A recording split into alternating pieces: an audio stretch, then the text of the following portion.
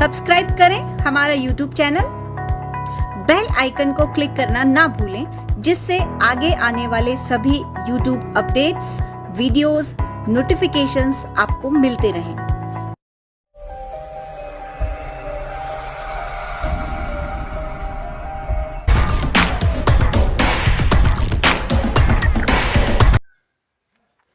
नमस्कार दोस्तों, मैं मास्टर ओपी लेगा चाणक्य अनअकैडमी के ऑफिशियल यूट्यूब चैनल पर आप सभी का स्वागत करता हूं। तो दोस्तों, हम पढ़ रहे थे राजस्थान की अफवाह प्रणाली और अफवाह प्रणाली के अंदर हम पढ़ रहे थे नदियां, और आज हम शुरू करने जा रहे हैं चंबल नदी। तो आइए दोस्तों, हम चंबल नदी को आज पढ़ेंगे। तो ध्यान दीजिए, चंबल नदी राजस्थान की सबसे लंबी नदी है, इस बात का आप विशेष ध्यान देना। और चंबल नदी को ध्यान दीजिए, चर्मणवती और कामधेनु भी कहा जाता है, इसका भी विशेष ध्यान देना। आइए दोस्तों, शुरू करते हैं अपन चंबल नदी। तो देखिए दोस्तों, चंबल नदी का सबसे पहले हम उद्गम पढ़ेंगे, यानी ये मैंने पूरा का पूरा बना रखा है राजस्थान का नक्शा, और चंबल नदी की स्थिति कहाँ पर है, कहाँ बहती हैं और आगे कहाँ मिलती हैं, पूरा का पूरा बता दिया है। आप अपनी नोटबुक साथ में रखिए और साथ साथ में लिखते रहिए, ठीक है। तो ध्यान दीजिए दोस्तों, चंबल नदी का उद्गम स्थल कहाँ है? जानापाव पहाड़ी, इस बात का आप विशेष ध्यान रखना। ये जानापाव की पहाड़ियाँ हैं और जानापाव की पहाड़ियों से चंबल नदी का उद्गम होता है। तो जानापाव की पहाड़ी कहाँ पर स्थित है, ये भी आपको विशेष ध्यान रखना है। तो देखिए दोस्तों, मऊ एक स्थान है, मऊ, और जिला है इंदौर, और राज्य है MP अर्थात मध्य प्रदेश। तो ध्यान दीजिए, महू, इंदौर, मध्य प्रदेश के अंदर जानापाव पहाड़ी हैं, और इन पहाड़ियों से चंबल नदी का उद्गम होता है, अर्थात यहाँ से ये निकलती हैं, ठीक है दोस्तों। और आगे आने के बाद ये देखिए, ये तो मध्य प्रदेश हैं और यहाँ ये राजस्थान का मैप है। तो राजस्थान की सीमा पर ध्यान दीजिए, यहाँ पर एक स्थान है जिसका नाम है 84 गढ़। क्या नाम है? 84 गढ़। ध्यान दीजिए, 84 गढ़ स्थान भैंसरोडगढ़ चित्तौड़गढ़ के अंदर अवस्थित हैं, इसका भी आप विशेष ध्यान देना। कई बार ये परीक्षा के अंदर प्रश्न पूछा गया है कि चंबल नदी राजस्थान में कौन से स्थान पर प्रवेश करती हैं, तो आपको ध्यान देना है 84 गढ़ में प्रवेश करती हैं। आगे ध्यान दीजिए दोस्तों, ये नदी राजस्थान के 6 जिलों में से गुजरती हैं। देखिए, सबसे पहले तो यहाँ चित्तौड़गढ़, और दूसरे नंबर पे यहाँ देखिए मैंने सभी जिलों के नाम भी लिख लिए हैं। तो देखिए, चित्तौड़गढ़, कोटा, बूंदी, सवाईमाधोपुर, करौली और धौलपुर, ये ध्यान दीजिए क्रमवाही हैं, यानी पहले चित्तौड़गढ़ में जाती हैं, फिर कोटा में जाती हैं, फिर बूंदी में, फिर सवाईमाधोपुर, फिर करौली, फिर धौलपुर, ठीक है। तो इन 6 जिलों के अंदर चंबल नदी बहती हैं, इस बात का भी आप विशेष ध्यान देना। तो आइए दोस्तों, आगे हम इसका विस्तार से अध्ययन करते हैं। यानी ये चंबल नदी आगे जाकर यहाँ पर ये नदी आती है, इस नदी का नाम है यमुना। क्या नाम है? यमुना, ये मैंने लिख रखा है यमुना। तो यमुना नदी के अंदर ये विलीन हो जाती हैं, इसका विशेष ध्यान देना। यानी यमुना नदी के अंदर विलीन अर्थात मिल जाती हैं, ठीक है दोस्तों। और यहाँ पर यानी कहाँ पर ये मिलती हैं, इस स्थान का नाम ध्यान दीजिए मुरादगंज। क्या नाम है? मुरादगंज, जो कि इटावा जिला है, ध्यान दीजिए, और यूपी अर्थात उत्तर प्रदेश के अंदर स्थित हैं। तो मुरादगंज, इटावा, यूपी के अंदर चंबल नदी यमुना के साथ मिल जाती है, अर्थात यमुना की सहायक नदी, प्रमुख सहायक नदी चंबल नदी है, इसका भी आप विशेष ध्यान देना। अब ध्यान दीजिए दोस्तों, चंबल नदी को प्राचीन समय में क्या कहा जाता था, ये कई बार प्रश्न पूछा गया है। तो चर्मणवती, क्या है? चर्मणवती, ठीक है, प्राचीन नाम, इसका विशेष ध्यान देना दोस्तों, ये है प्राचीन नाम। और इस नदी को कामधेनु भी कहा जाता है। कामधेनु इसलिए कहा जाता है क्योंकि इस नदी से, यानी इस नदी के आने से यहाँ जमीन बहुत उपजाऊ होती हैं और यहाँ पर खेती बहुत सारी की जाती है, इसलिए इस नदी को कामधेनु भी कहा जाता है। ठीक है दोस्तों, और इस नदी को मालव गंगा भी कहा जाता है, इसका भी विशेष ध्यान देना। तो ये अन्य नाम भी आप तीनों याद रखना दोस्तों। अब आगे ध्यान दीजिए, चंबल नदी ध्यान दीजिए। चंबल नदी पर सबसे पहले ये एक बांध बनाया हुआ है जो कि मध्य प्रदेश पर ही है, ध्यान दीजिए, जो कि राजस्थान और मध्य प्रदेश की सीमा पर स्थित है बांध, जिसका नाम है गांधी सागर बांध। ठीक है दोस्तों, गांधी सागर बांध जो कि मंदसौर, ध्यान दीजिए, मंदसौर जिला है और मध्य प्रदेश राज्य है, यहाँ पर ये स्थित है गांधी सागर बांध। गांधी सागर बांध कहाँ बनाया है? चंबल नदी पर। तो ठीक है दोस्तों, आगे ये चंबल नदी इधर जाती हुई, ध्यान दीजिए, यहाँ 84 गढ़ से आगे निकल के यहाँ पर एक चूलिया जलप्रपात भी बना हुआ, ध्यान दीजिए। चूलिया जलप्रपात, जलप्रपात किसे कहा जाता है? यानी ऊंचा स्थान जहां से नदी नीचे गिरती है, ऊंचे स्थान को क्या कहा जाता है? जलप्रपात, अर्थात इनको झरना भी कह सकते हैं। ठीक है दोस्तों, तो चूलिया जलप्रपात राजस्थान का सबसे बड़ा जलप्रपात है, इसका भी दोस्तों आप ध्यान देना। देखिए दोस्तों, चूलिया जलप्रपात कहाँ पर है? भैंसरोडगढ़, चित्तौड़गढ़, ध्यान दीजिए, भैंसरोडगढ़ स्थान है और चित्तौड़गढ़ जिला है, और इनकी ऊंचाई पूछे तो आपको बताना है लगभग 20 फीट इनकी ऊंचाई है। ठीक है दोस्तों, तो चूलिया जलप्रपात का आप विशेष ध्यान देना, क्योंकि ये भी कई बार परीक्षा के अंदर प्रश्न पूछा गया है। तो आगे बढ़ते हैं दोस्तों, चंबल नदी पर यहाँ पर एक बांध और बनाया हुआ है जिसका नाम है राणा प्रताप सागर बांध। क्या नाम है? राणा प्रताप सागर बांध। ध्यान दीजिए, ये रावत भाटा चित्तौड़गढ़ में, ध्यान दीजिए, रावत भाटा तहसील है और चित्तौड़गढ़ जिला है। ठीक है दोस्तों, तो यहाँ पर ये बांध बनाया हुआ है राणा प्रताप सागर। आगे ध्यान दीजिए, यहाँ से आगे एक और बांध बनाए हुए हैं जिसका नाम है जवाहर सागर। ध्यान दीजिए, जवाहर सागर जो कि विशेष रूप से तो कोटा में बना हुआ है, पर ध्यान दीजिए कोटा और बूंदी दोनों जिलों की सीमा पर ये बांध बनाया हुआ है। तो ध्यान दीजिए, इन दोनों जिलों का नाम आप याद रखना। जवाहर सागर बांध ज़्यादातर तो ध्यान दीजिए कहाँ पर है? कोटा में, पर है सीमा के ऊपर, इसलिए दोनों जिलों के नाम आप याद रखना दोस्तों। ठीक है, अब आगे ध्यान दीजिए दोस्तों, यहाँ से आगे कोटा बैराज बनाया हुआ है। ध्यान दीजिए, कोटा बैराज ये कोटा जिले के अंदर बनाया हुआ है। तो दोस्तों, इस बांध बनाने का क्या उद्देश्य है? इनसे बिजली निर्मित की जाती है। क्या निर्मित की जाती है? बिजली, अर्थात विद्युत निर्मित की जाती है इन बांधों के द्वारा। तो ये आप विशेष रूप से 4 बांध बड़े बड़े विशेष याद रखना, गांधी सागर, राणा प्रताप सागर, जवाहर सागर और कोटा बैराज। ठीक है,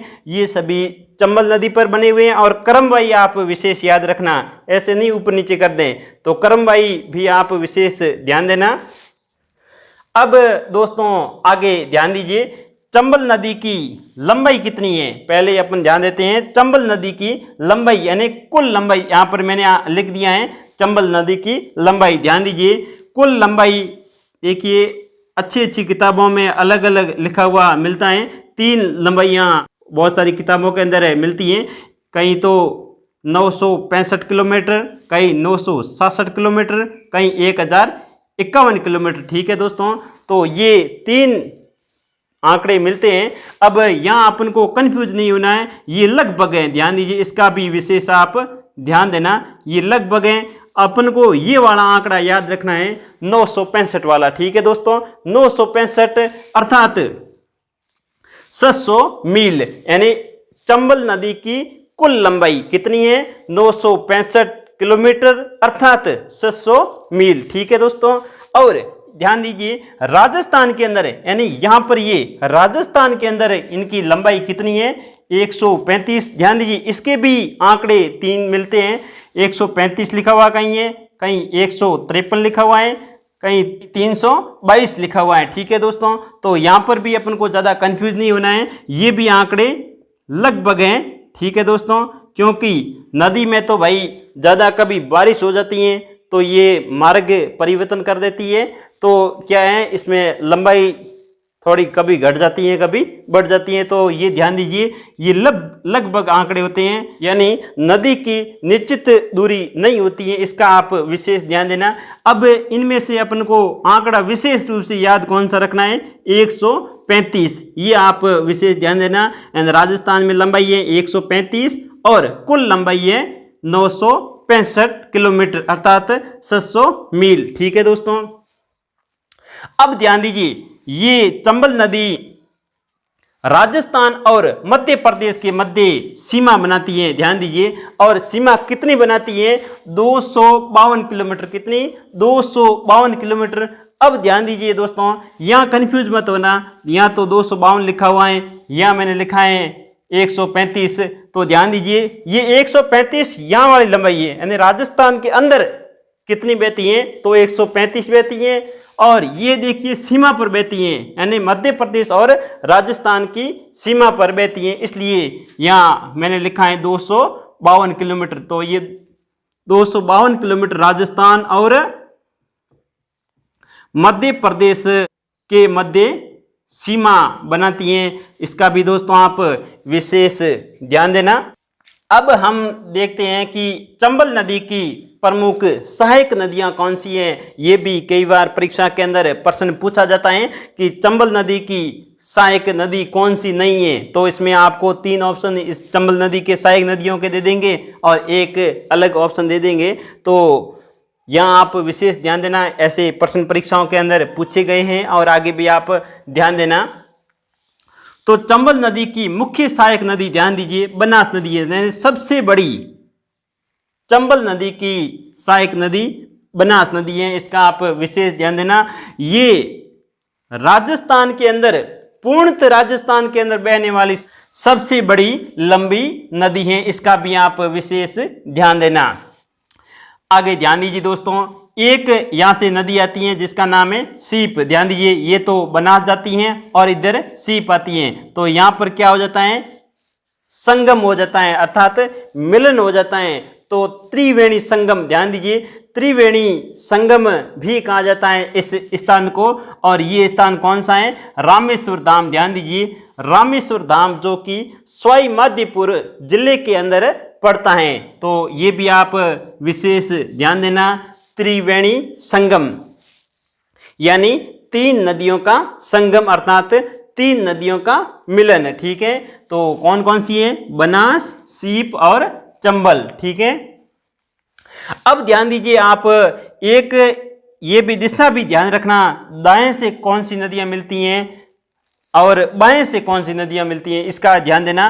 तो ये वाला तो भाग है बायां और ये वाला भाग है दायां। ठीक है, तो दाएं से कौन सी मिलती हैं और बाएं से कौन सी मिलती, ये भी परीक्षा के अंदर प्रश्न पूछा हुआ है, तो इसका भी विशेष ध्यान देना कि दाएं से और बाएं से दिशा का भी आप ध्यान देना। अब ध्यान दीजिए, यहाँ एक नदी है चाकण, क्या नाम है, चाकण। ये देखिए, ये नदी चाकण, ये भी चंबल नदी की सहायक नदी है। और ये नदी है मेज, कौन सी है, मेज। ठीक है, तो ये भी यहाँ पर मिल जाती हैं। और एक नदी और है कुराल, क्या नाम है, कुराल। ठीक है, तो ये नदी भी चंबल नदी की सहायक नदी है।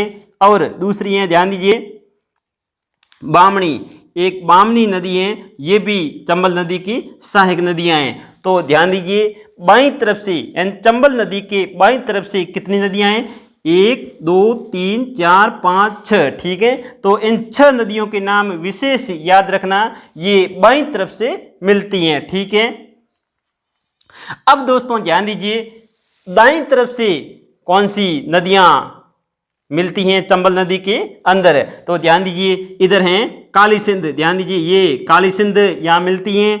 और दूसरी नदी एक और है परवन, ध्यान दीजिए, ये परवन नदी यहाँ से मिलती हैं। और अगली नदी है पार्वती, ये पार्वती नदी यहाँ मिलती हैं। और इधर एक ध्यान दीजिए, ये सीधी यूं मिलती हैं कुन्नू नदी, कौन सी है, कुन्नू। तो दाईं तरफ से कितनी नदियां मिलती हैं, 4 नदियां, काली सिंध, परवन, पार्वती, कुन्नू। ठीक है, तो इन 4 नदियों के नाम आप विशेष याद रखना। 4 नदियां तो दाएं तरफ हैं और 6 नदियां बाईं तरफ से मिलती हैं, यानी 9 नदियां चंबल नदी की सहायक नदियां हैं। तो 9 के आप विशेष नाम याद रखना। अब ध्यान दीजिए, इन सब के बारे में मैं विस्तार से एक एक आगे पढ़ाता रहूँगा। अभी तो ये विशेष अपन चंबल नदी के बारे में पढ़ रहे हैं, तो आगे मैं इन सभी नदियों के बारे में आगे पढ़ाऊँगा। आप उन वीडियो को भी देखना ना भूलें। तो ध्यान दीजिए दोस्तों, अब ये चंबल नदी आगे तो ये यमुना नदी में मिल जाती हैं, और यमुना नदी किस में मिल जाती हैं? गंगा नदी के अंदर मिल जाती हैं। ये देखिए गंगा नदी आती है, और यहाँ पर ध्यान दीजिए बंगाल खाड़ी के अंदर ये जल ले जाती हैं, बंगाल की खाड़ी में ये जल ले जाती हैं। इसका भी आप विशेष ध्यान देना दोस्तों। आगे ध्यान दीजिए दोस्तों, ये चंबल नदी, इसकी और विशेषताएं 12मासी नदी है, अर्थात नित्यवाही, यानी 12 महीने यानी 365 दिन ये नदी बहती हैं राजस्थान के अंदर। तो ध्यान दीजिए 12मासी नदी हैं। और आगे ध्यान दीजिए दोस्तों, बीड़ भूमि क्या लिखा हुआ है? बीड़ भूमि अर्थात खादर और कंदराओं के लिए ये नदी विख्यात है। ध्यान दीजिए, बीड़ भूमि या खादर उस जमीन को कहा जाता है जो कि इस चंबल नदी के पास पास हैं, और वहाँ पर क्या है, बड़े बड़े गड्ढे निर्मित हो जाते हैं, अर्थात वहाँ पानी आसानी से वो गड्ढे भर जाते हैं पानी से, और ये ज़मीन बड़ी उपजाऊ होती है। इसका आप विशेष ध्यान देना, यानी ये खादर ज़मीन होती है, ये ज़मीन उपजाऊ ज़मीन होती है। ठीक है, तो बीड़ के लिए कौन सी नदी प्रसिद्ध है? चंबल नदी। ध्यान दीजिए, सबसे ज़्यादा बीड़ चंबल नदी बनाती हैं, और सबसे ज़्यादा बीड़ कहाँ बनते हैं? तो आपको याद रखना है धौलपुर जिले के अंदर। कहाँ बनते हैं? धौलपुर जिले में सबसे ज़्यादा बीड़ भूमि है। इसका भी आप विशेष ध्यान देना। तो इन बीड़ या कंदराओं, ध्यान दीजिए कंदरा भी इन खड्डों को ही कहा जाता है। तो इन खड्डों के अंदर पानी भर जाता है, और बाद में ये यहाँ के निवासी खेती करते हैं, और ये ज़मीन बड़ी उपजाऊ होती है।